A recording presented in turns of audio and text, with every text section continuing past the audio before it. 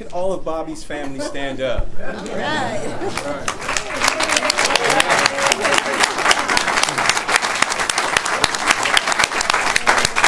And so as we continue to strive to educate ourselves on what are some of these best practices that we got passed down from our heritage, and how can we better educate the people in our community about that. I am honored to be here with Mr. Bobby Bowens' mom, who I briefly talked to earlier, and she said, you know, I'm really honored by this event because it really shows that the things that I did were not in vain. The things that I taught my son were not in vain. I want to just extend my personal thank you for the family for giving us Bobby, you know, and I think that this is so appropriate that you get to see what the community is about and to be able to meet those of us who want to continue the legacy of Bobby, the legacy of what he stood for as a Panther, the legacy of what he stood for as an activist in this community who gave out clean needles, understood the importance of that, understood the importance of being healthy, right, and how we need to maintain that health. It's truly an honor for me to be able to be up here just to say these words. He made Richmond better. And it's because of human beings like Bobby, it's because of human beings like all of you that we are making Richmond a better place to be, right? We are raising consciousness, and that's what that brother did, you know, right?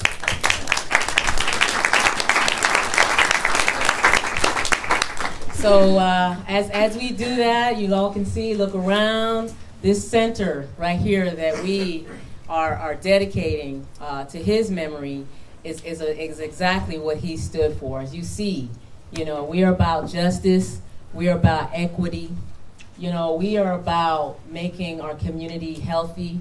We're about sustainability. Like, we can't keep asking for a handout, right? We have to start doing for ourselves, right? That's what the Panthers represent. It's like, look, our kids are hungry, well, we need to feed them. We don't need to go beg and Chevron for some doggone money to feed our kids. They're our kids. Let's feed them ourselves, right? This poem is called Change.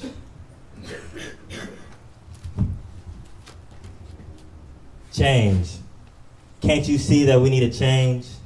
See, over the years, change has become the way of the radical, and monotonous stupidity has become the way of the passive others who sit and wait for candlelight vigils in the park, only to sit and sing, "We shall overcome."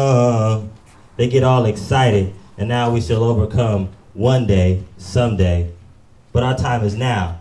See, we're tired of waiting on our friend, the government, to pitch in. See, to be or not to be is a question that Shakespeare posed, but here are some questions that we should ask ourselves. Am I going to be with or without my people, for or against their cause? Am I a true soldier or just a crossover? You do know that there is more to life than just survival, right? Well, then we need to live to love and love to live life for what it's worth, instead of adding to our already high death and inmate rates. See, losing things is easy. It's finding them that's a pain. So please join us in our quest to regain knowledge of self in our once civilized ways. Let's make a change, change, change before it's too late. Me and Bobby have one thing in common: the revolution will not be televised. Me and Bobby, that was our song back in the day.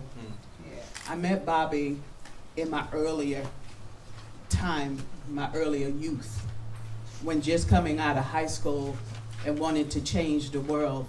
And the only world we knew was that our community was in disarray.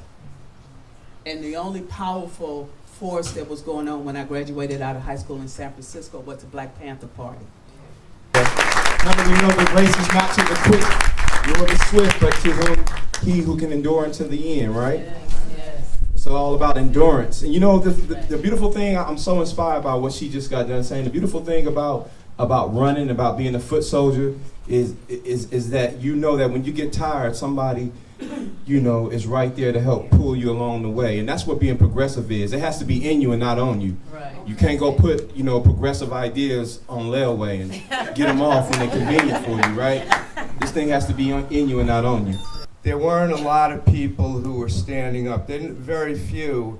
And it was illegal to go in there and to bring needles and to exchange needles. The county didn't come on board until much later, accepting the policy. But where nobody else was going, Bobby Bowens was going.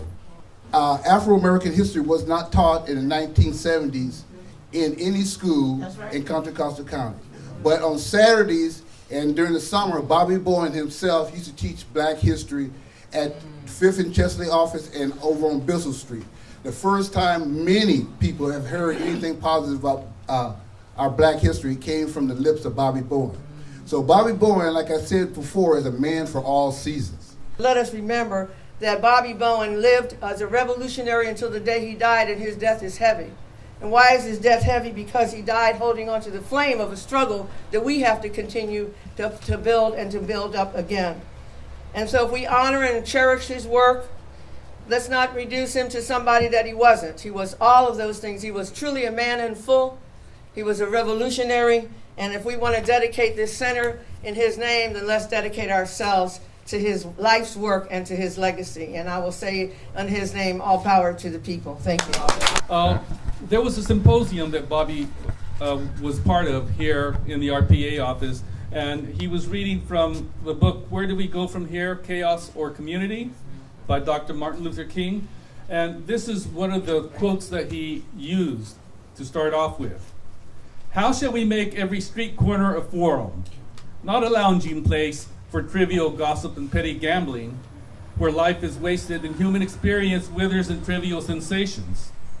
How can we make every house worker, every laborer, a demonstrator, a voter, a canvasser, and a student? The dignity their jobs may deny them is waiting for them in political and social action. And one of the major words in that is a student.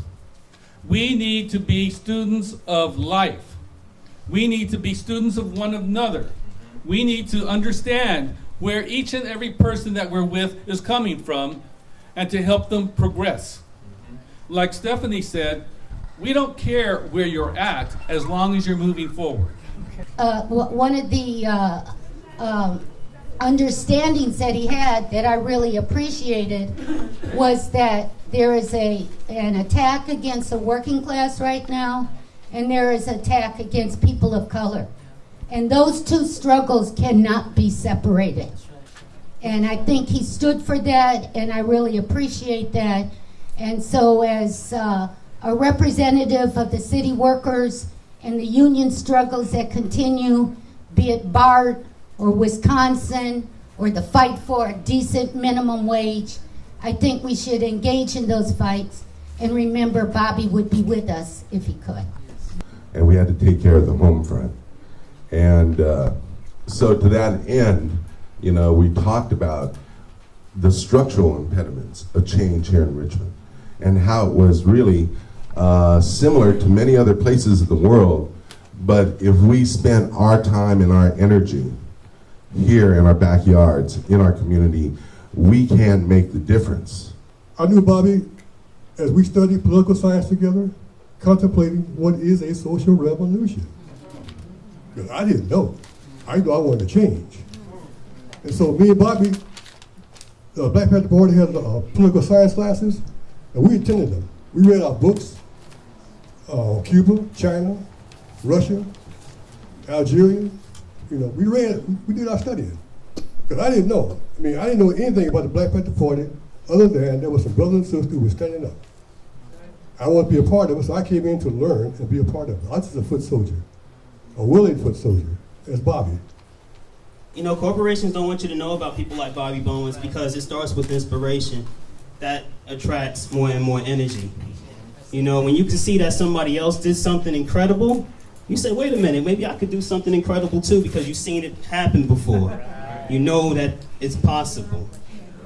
You know, it's a big part of doing anything is knowing that it is possible. Bobby Lee Bowens. He joined the United States Army. They immediately shipped him out for warfare. Who would have known what the warfare would prepare? When he got back, he gave back. When he returned from fighting a war he didn't choose, he went back to Rich City and gave away free food and free shoes. He was a Black Panther, not just a problem finder, he chose to be the answer. Richmond resident, not just a member, he chose to be a participant. He threw in, he got in, he built up, put his brick in. Everybody else did. They built the house, kept it going. In his community, freedom fighter for health, wealth, and unity. He did his work diligent for the people that he represent. An inspiration, Elaine Brown. An inspiration, Bobby Bowens. He gave of himself with heart-filled dedication and fearless compassion in all of his actions. Bobby Bowens. Thank you. On behalf of the family, I'd like to thank the RPA for this building. This is amazing. It's beautiful. If Bobby were here today, he'd walk in and be like, this is cool. Yeah. Bobby, first and foremost, instilled in us a commitment to justice. And like, that is our religion. And he said, you can be a cook, you can be an insurance salesman, you can be a writer, you can be an actress. As long as in your heart, everything you do, every step you make is with a commitment to justice. You can be whoever you want to be who you want to be, do what you want to do. And that fosters the right mind to make change. Yes, we have to provide the reentry programs, and we are doing that in Richmond thanks to a grassroots organized community like Ceasefire and Safe Return program. These are people that organize to demand reentry programs, and we are so proud to have that momentum and have those programs moving forward as we continue to expand them. But Bobby said more. Bobby said we need to look at the systemic problems here. He says what's happening is that what we're doing is punishing conditions. We're punishing the condition of poverty. We're punishing the condition of stress. We're punishing the condition of oppression that exists in our society. And he was so right on the button there. That is the problem with our prison system. And we have to educate people as Bobby educated. We have to educate as Be More is educating. Blacks, mobilization, organization, education, Richmond. We have to keep that consciousness raising going as Bobby did for so many of us and so many throughout Richmond. Bobby understood social justice.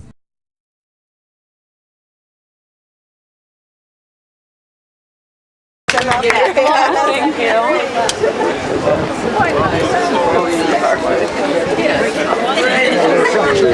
Have a political understanding what the hell is going on. I'm sorry. I'm really, you know, I'm out here